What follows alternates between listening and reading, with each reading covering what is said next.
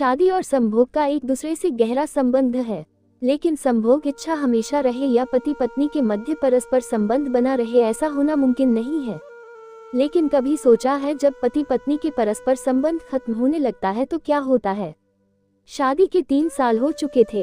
एक दिन पत्नी के मन में अचानक ख्याल आया, अगर मैं अपने पति को छोड़कर चली जाऊं तो उसका क्या रिएक्शन होगा? क्या वह दुखी होगा या खुश?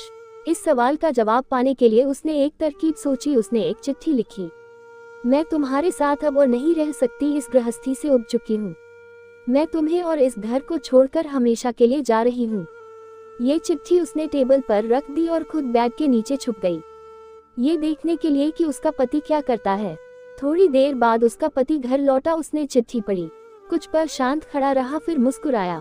उसने चिट्ठी के पीछे कुछ लिखा, अपना मोबाइल निकाला और गाना बजाकर नाचने लगा।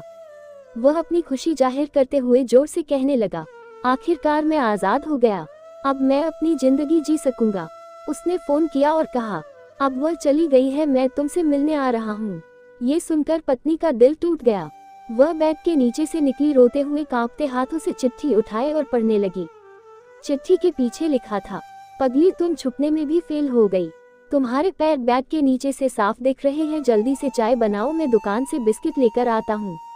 आगे लिखा था, तुम्हारे बिना मेरी जिंदगी अधूरी है, तुम्हारे आने से जिंदगी में खुशी आई है और तुम्हें चिढ़ाने में जो मजा है वो किसी और चीज में नहीं।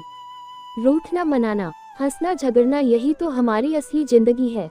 आखिरी तक जब भी जरूरत पड़ेगी हम दोनों ही एक दूसरे के साथ ही रहेंगे। ये पढ़कर पत्नी की आंखों से आंसू बहने लगे। उसे एहसास हुआ कि उसका पति उससे कितना प्यार करता है। ये परीक्षा उसे सिखा गई कि सच्चा प्यार छोटे छोटे पलों और एक दूसरे के साथ निभाई गई जिम्मेदारियों में छिपा होता है। दोस्तों, ये छोटी की कहानी आपको कैसी लगी कमेंट्स में जरूर बताएं। धन्यवाद।